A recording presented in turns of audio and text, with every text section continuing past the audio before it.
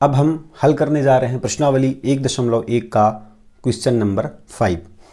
तो क्वेश्चन है, यूक्लिड विभाजन प्रमेयिका का प्रयोग करके दर्शाइए कि किसी धनात्मक पूर्णांक का घन 9m या 9m+1 या 9m+8 के रूप का होता है। यूक्लिड विभाजन प्रमेयिका का हमें प्रयोग करना है और बताना है कि कोई धनात्मक पूर्णांक है, कोई धनात्मक पूर्णांक हमें मान लेना है और उसका घन करना है हमें, है ना। और उसका घन किस रूप में आना चाहिए, या तो 9m आना चाहिए, या 9m+1 आना चाहिए, या फिर 9m+8 आना चाहिए। मतलब ये 3 वैल्यू हमें प्राप्त होनी चाहिए।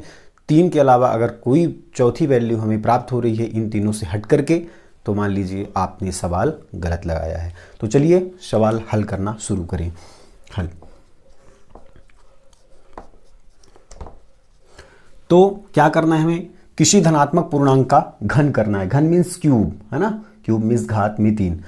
तो मान लेंगे, पहले धनात्मक पूर्णांक मान लेंगे, फिर उसका घन भी कर लेंगे।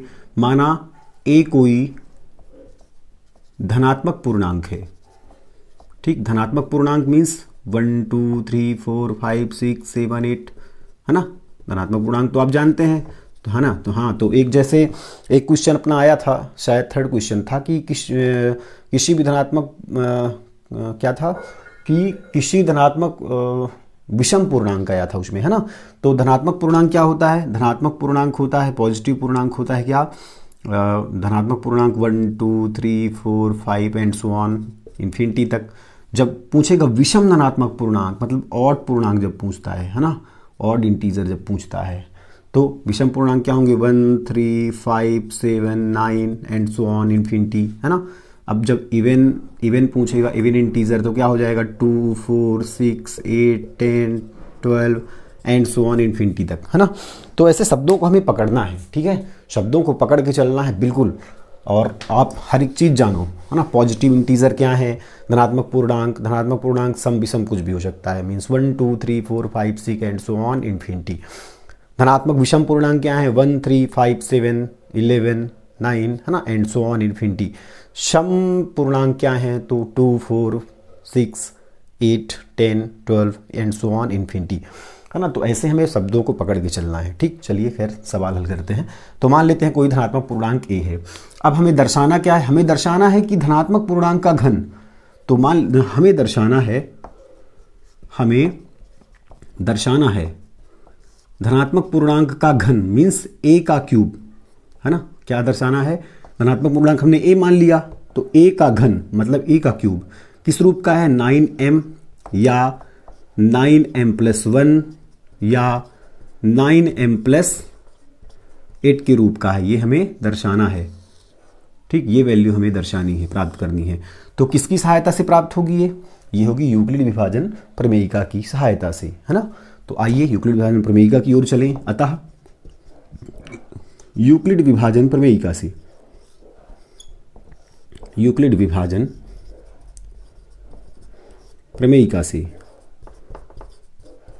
प्रमेयिका है क्या है, A = BQ+R, जहां R की वैल्यू कैसी होगी, जहां R की वैल्यू होगी 0 से बड़ी या बराबर हो सकती है, लेकिन B भाजक से सदैव छोटी होगी R की वैल्यू, है ना। बार बार वही चीज़ बता रहे हैं हर सवाल में, तो अच्छे से बनना चाहिए, ठीक है। तो B का मान क्या है, यहाँ पे देखो B का मान क्या रिप्रेजेंट हो रहा है, इसमें देखें तो BQ मतलब 9m, BQ+1 BQ+8, मतलब ये वो 9m+1 9m+8, मतलब BQ+1 और BQ+1 की फॉर्म पे दिख रहा है, मतलब B की जगह पे हमें क्या दिख रहा है, 9। तो B का मान कितना है, 9 है ना। जब B का मान 9 है तो R का मान हमें क्या मिलेगा, बताओ। R का मान हमें मिलेगा क्या, 0 तथा 0 से बड़ी, तो 0 ले लेंगे, और 0 से बड़ी लेकिन B से छोटी मतलब 9 से छोटी, 1 2 3 4 5 6 7 8। अब बताओ इतने मान हमें मिलेंगे, संभावित मान, है ना। मतलब 10 मान हो गए 0 से लेकर 9 मान हो गए 0 से लेकर के 8 तक। 9 वैल्यूज़ हम रख के लगाते लगाते तो थक ही जाएंगे, है ना। तो अपन क्या करते हैं, अब चूंकि बहुत बड़ा नंबर है 9, और हमें 8 मान रख के लगाना बहुत, है ना, असुविधा हो जाएगी हमें। तो हम क्या करते हैं, इस B के मान को 9 न मान करके हम मान लेते हैं 3। B का मान हम क्या मान लेते हैं, 3 मान लेंगे। अब B का मान 3 क्यों मान लेंगे, क्योंकि 3 के टेबल में 9 आता है ना। और जब वैसे भी हम धनात्मक पूर्णांक का घन करेंगे तो वैल्यू हमें 9m के फॉर्म की मिल जाएगी। ठीक है, तो इस चीज़ को ध्यान में रखना है कि वैल्यू जो कि बहुत बड़ी है 9 है, तो 9 ना लेकर के हम 3 ले लेंगे, क्योंकि 3 के टेबल में 9 आ जाएगा, है ना। तो r के संभावित मान क्या हो जाएंगे, 0, 1 एंड 2। ठीक है, चूँकि r का मान किसके किसके बीच हो जाएगा, अब 0 से बड़ा और बराबर हो जाएगा, लेकिन 3 से छोटा, तो मतलब 0, 1, 2। ये r के कैसे मान हैं, ये संभावित मान है ना। एक बार भाग कराएंगे, संभावित मान क्यों लिखते हैं, क्योंकि एक बार भाग कराएंगे तो एक ही मान प्राप्त होगा, एक ही r की वैल्यू मिलेगी, लेकिन मिलेगी इन तीनों में से कोई एक, है ना। तो पहले 0, फिर 1, फिर 2, इन तीनों में से कोई वैल्यू हमें प्राप्त हो सकती है, संभावित मान हो गए। अब क्या करेंगे, अब इसको हम एक समीकरण बना लेते हैं, उस समीकरण को हल करते जाएंगे और हमें इस फॉर्म का आता जाएगा, तो हमने सवाल सही लगाया है ना। तो समीकरण कैसे बनाएंगे, हमें यूक्लिड समीकरण दी गई है a equal B Q plus R, तो a इक्वल बी की वैल्यू हमें दी गई है, b की वैल्यू हमने 3 मान लिया है, तो लिख देंगे इसको 3q प्लस आर, इसको दे देते हैं कोई इक्वेशन फर्स्ट। ठीक है, तो समीकरण एक से है ना, r बराबर 0 रखो, r बराबर 0 रखने पर क्या हो जाएगा बताओ, r बराबर 0 रखने पर रख दो r बराबर 0, तो समीकरण क्या है, a equal 3q plus 0, r की वैल्यू 0, मतलब a इक्वल 3q, 0 मतलब 0 के साथ ऐड होगा तो वैल्यू वही आ जाएगी, है ना। अब इसका घन कर देना है हमें, a का घन निकालना है हमें, तो a क्यूब कर देंगे, तो दोनों पक्षों में क्यूब करना पड़ेगा, तो 3q का क्यूब, मतलब a का क्यूब बराबर क्या हो जाएगा, 3 त्रिका 9 त्रिक 27, q का क्यूब हो जाएगा ना, 3 का 3 बार गुना 27, q का 3 बार गुना q की घाती 3। अब हमें बताना क्या है, हमें 9 को बाहर निकालना है भाई, है ना, 9 को हमें बाहर निकालना है, क्योंकि 9 को बाहर निकालेंगे अंदर जो बचेगा वह m के पूर्णांक का हो जाएगा। तो यहाँ से हम 9 बाहर निकालते हैं, तो अंदर क्या बचेगा, 3, 9 त्रिक 27, 3 बचेगा, और 3 के अलावा q की पावर 3 भी बच जाएगी, मतलब a क्यूब क्या बन जाएगा हमारा 9, और इसको बना लेंगे m, जहाँ m इक्वल लिख देंगे, क्या है, जहाँ m इक्वल है 3q का क्यूब। बात समझ आई।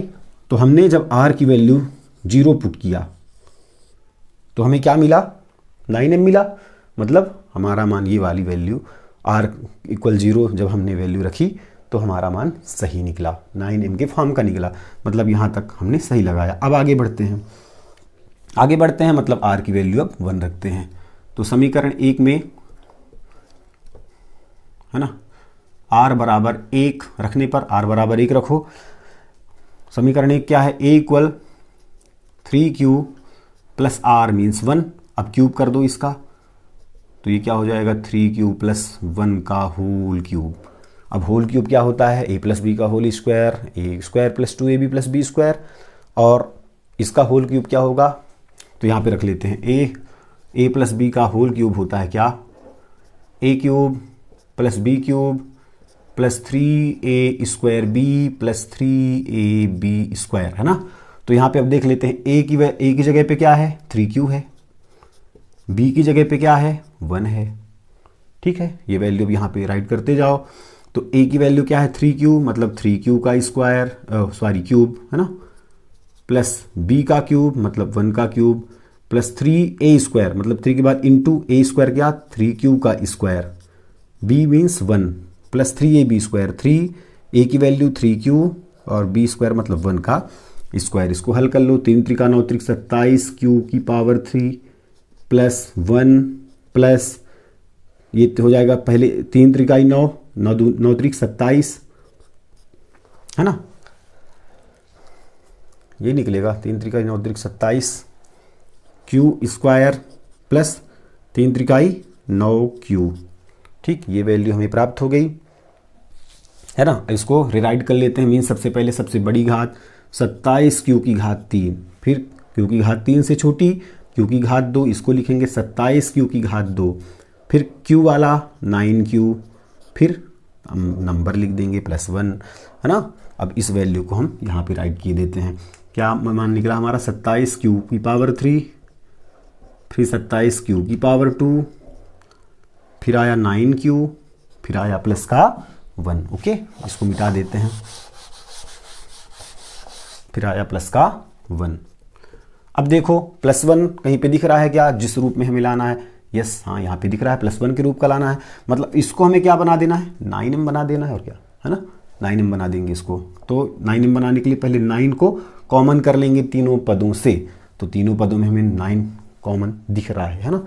तो यहाँ से क्या बचेगा, 27 में से 9 निकला तो गुणांक क्या बचा, 3, 9 त्रिक 27, 3 क्यू की घात 3। यहाँ से क्या बचेगा, फिर 3 बच जाएगा, 27 है तो 9 त्रिक 27, यहाँ से 9 पूरा पूरा निकल चुका है, बचेगा का क्यू +1।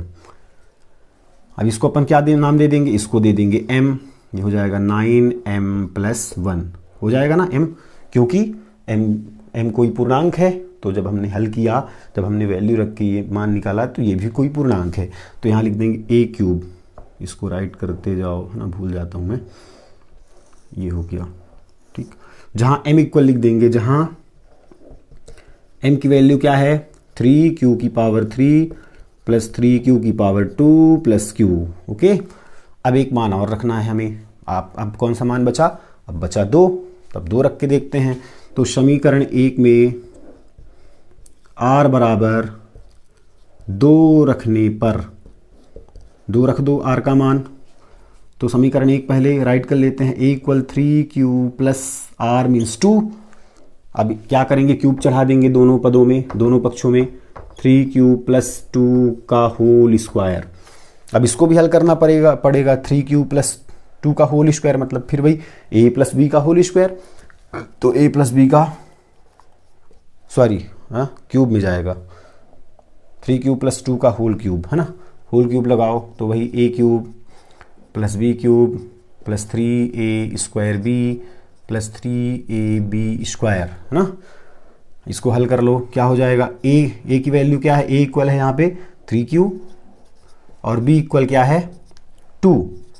तो मान रखो a³ मीन्स 3q का होल क्यूब + b³ मीन्स 2 का क्यूब + 3a² मतलब 3q का square into b means 2 + 3ab², 3 into a की वैल्यू 3q इंटू b की वैल्यू 2 का स्क्वायर। ठीक है, तो ये कितना हो जाएगा, 3 × 9 = 27 q³ प्लस 2 दूना 4 दूना 8, 2 का 3 बार गुणा 8, और ये 3 × 9, 9 × 27, 27 दूने 54, 54 q² प्लस 3 × 9 और 2 दूना 4, 9 चौके 36 q।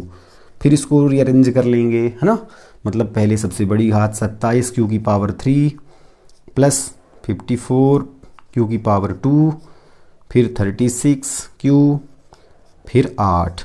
बात समझ आ रही है ना, सबसे पहले सबसे बड़ी घात, उससे छोटी, फिर सबसे छोटी घात, फिर संख्या या डिजिट, है ना।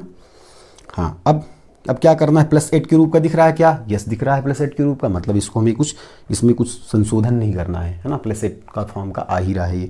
अब इसको हम बना देंगे क्या, 9m, तो 9 के टेबल में 27 भी आता है, 54 भी आता है, 36 भी आता है, तो 9 तीनों से बाहर निकाल लो भाई, है ना, 9 हमने बाहर निकाल लिया, 9 × 27 q³, 9 × 54, 6 बचा q², 9 चौके 36 q, 4 बचा +8, है ना। तो ये किस रूप का हो गया, अच्छा सब कुछ हमने यहीं पे कर दिया, है ना। मान यहाँ पे रख लेते हैं, ठीक है, इसके नीचे।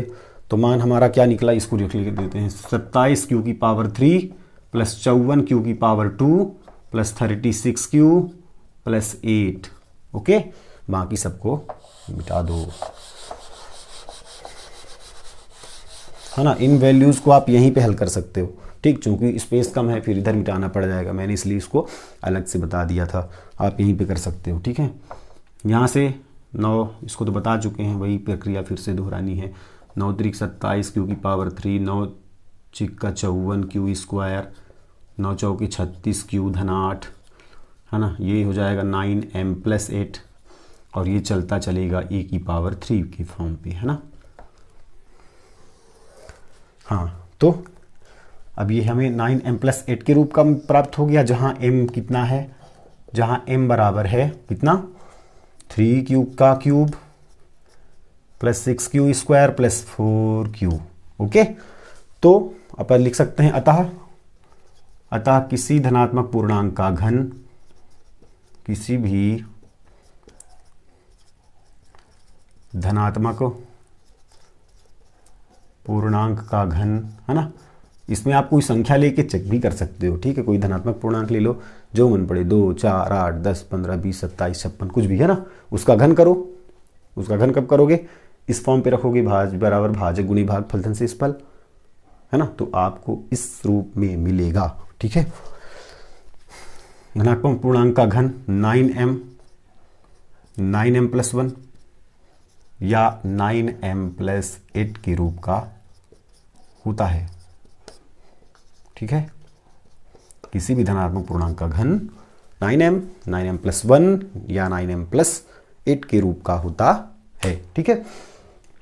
तो हमने देखा कि जब यूक्लिड विभाजन प्रमेय से हमने जब b का मान 3 रखा, एक हमने समीकरण बनाया, r के संभावित मान क्रमशः 0, 1, 2 हमने रखा।